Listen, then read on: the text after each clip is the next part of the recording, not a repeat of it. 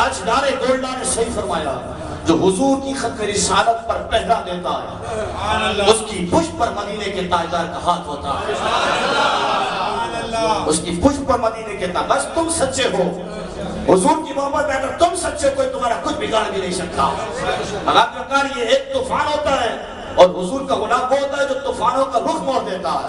یہ طوفان اور یہ عدلیہ، یہ جسٹس، یہ احسان اقبال، وزیر داخلہ، یہ صرف نام کے چوڑے چمار بنگی ہے.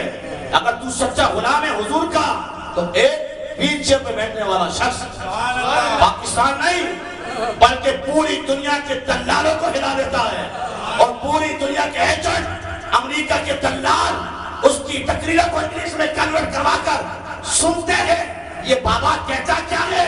اور میں نے کہا بابا یہی کہتا ہے، انہیں مانا انہیں جانا نہ رکھا خیر سکھا لائن ہم نے دنیا سے مسلمان کرا. بابا کہتا کیا ہے؟ انگلش میں تقریر کر کے سنا اس کی طرح. بابا کہتا کیا ہے؟ یہ بابا ہے کون؟ یہ بابا جہادی ہے. میں نے کہا ہاں وہ جہادی ہے جو حضور کی گستاخی کرتا ہے، ہم اس کے لیے جہاد کرتا ہے.